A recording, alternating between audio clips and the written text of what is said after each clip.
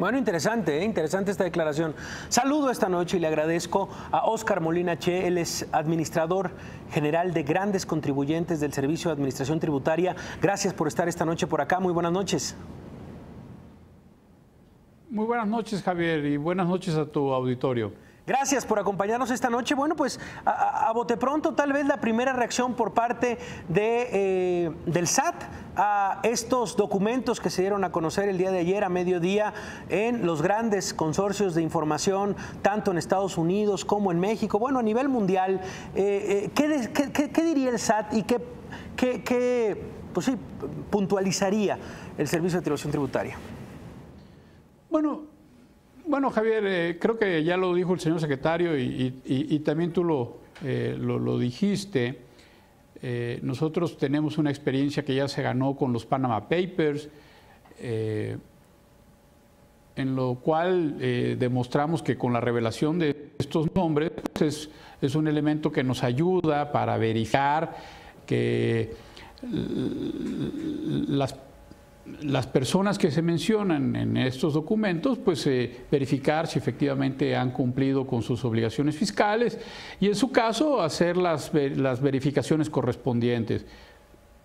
Sí, vaya, porque al final nuevo caso donde se revelan otros nombres, al final lo que hay que dejar claro, disculpa rápidamente, lo que hay que dejar claro rápidamente y tal vez empezar por ahí, es que no precisamente porque aparezcas en la lista de personas que tienen dinero en el extranjero, tiene que forzosamente significar que evades impuestos o que le debes algo a la justicia mexicana. Eso sería importante puntualizarlo. Es correcto, ya lo mencionaba el señor secretario, el hecho de tener inversiones en el extranjero, eso no es ilegal. Es ilegal el no reportar esos ingresos cuando se tiene la obligación de, y sobre todo usar estas estructuras internacionales como una forma de evadir impuestos, ¿no? Eso sí es ilegal, ¿no? Pero puntualizando, las inversiones en el extranjero per se, pues no son ilegales, ¿no? Por ejemplo, con lo que sucedió con los Panama Papers, los comentabas hace unos segundos. ¿Qué experiencia tiene el Servicio de Administración Tributaria respecto a los Panama Papers? ¿Cómo persiguió y qué consiguió con los documentos filtrados que involucraban a varios mexicanos? Bueno, mira, en términos generales lo más importante es el incrementar la percepción del riesgo, ¿no? Los Panama Papers, creo que eso es lo que hicieron, creo que el público en general y sobre todo quienes tienen este tipo de cuentas se dan cuenta que es fácil que los nombres salgan y se hagan del conocimiento sin que necesariamente los revele la autoridad, ¿no? Sino son otros terceros que no tienen nada que ver con las autoridades fiscales quienes revelan estos nombres. Entonces, incrementa la percepción del riesgo. Ahora, ya en nuestras facultades, nosotros de estos nombres hicimos una serie de revisiones desde cartas de invitación, donde verificábamos cierta información que nos habían proporcionado los contribuyentes. En algunos casos resultaron que eran consistentes con lo que ellos nos venían declarando y en algunos otros casos no había consistencia. En los casos en que no hubo consistencia, nosotros ya revelamos que recaudamos cerca de 400 millones de pesos de impuestos sobre la renta por contribuyentes que se regularizaron como consecuencia de los Panama Papers. Hicimos más o menos entre cartas de invitación y revisiones ya formales cerca de 400 actos de autoridad, ¿no? Algunos de los nombres que se revelaron nunca fueron localizados, ¿no? Que a lo mejor se debe a que o los nombres no son inexactos o son de personas inexistentes, pero por lo que hace a los nombres que sí se verificaron su existencia, sí hubo una verificación hacia ellos, ¿no? Y en algunos casos hubo recaudación adicional.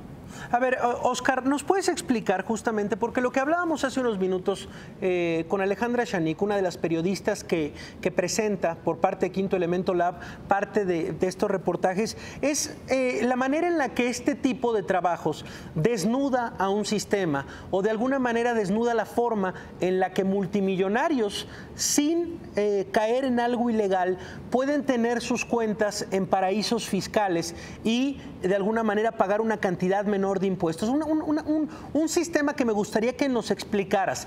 Tal vez no es ilegal, pero sí de alguna manera se está, leía hoy en un reportaje en una editorial del New York Times, con este tipo de prácticas financieras a nivel internacional, sí se abre mucho más la brecha entre ricos y pobres. ¿Es correcto? Bueno, mira, yo lo que te podría decir es que en la ley del impuesto sobre la renta, si tú tienes una inversión en un país donde el impuesto sobre la renta que se paga de esos ingresos, que no son todos los ingresos, son cierto tipo de ingresos, ingresos que le llamamos nosotros pasivos, intereses, regalías y dividendos, si el impuesto sobre la renta que se pagaría por esos conceptos es menor en un 75% al impuesto sobre la renta que se pagaría en México, estas personas deben de transparentar ese ingreso hacia México. No obstante que lo obtenga una persona moral distinta, un ente legal distinto, ese ingreso se debe de transparentar en México, introducirlos o incorporarlos a su declaración del impuesto sobre la renta y pagarnos, en su caso, hasta un 40% sobre esos ingresos, ¿no?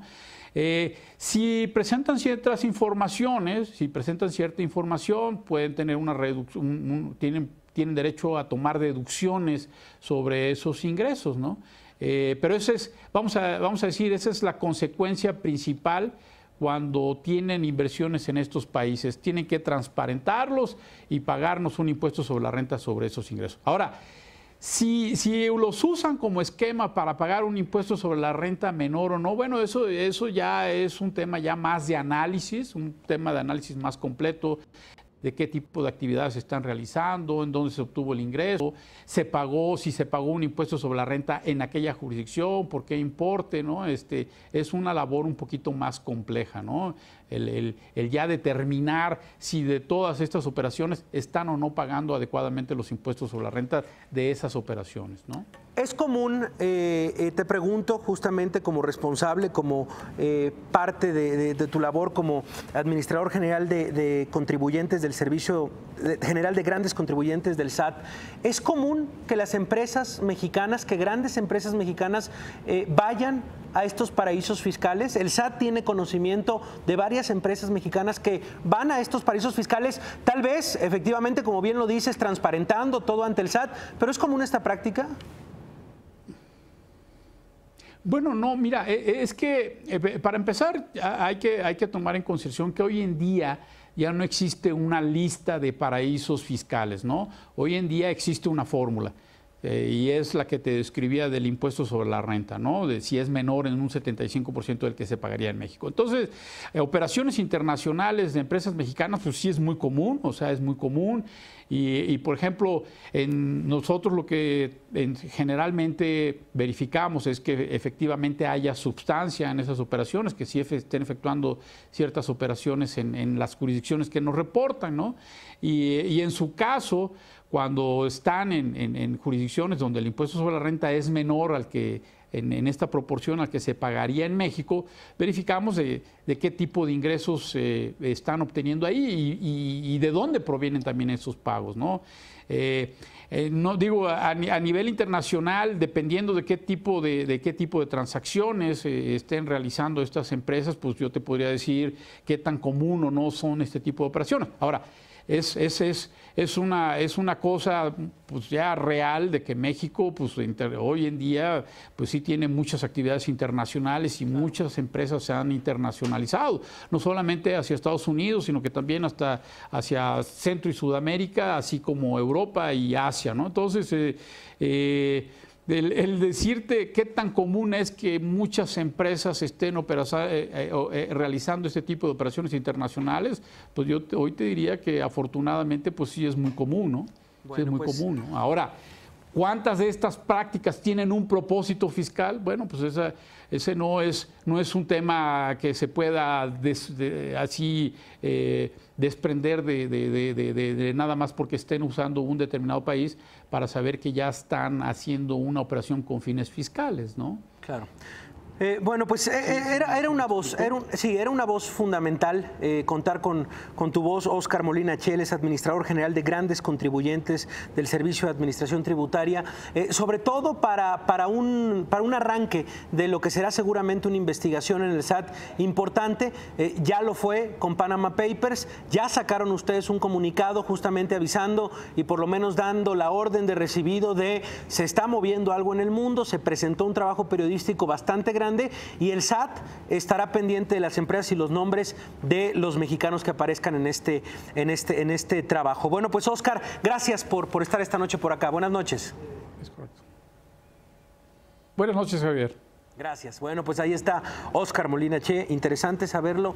Pues esta postura, insisto, cómo es que se mueve el mundo, cómo es que se trabaja, cómo es el sistema, en donde, bueno, pues en las grandes empresas de un país se mudan a paraísos fiscales, en donde a veces se transparenta menos de lo que tienen en estos lugares y bueno, pues es ahí donde la autoridad del Servicio de Administración Tributaria estará pendiente. Lo revisaremos. De entrada quisimos tocar base hoy, un día después de Paradise Papers. Vamos a una pausa.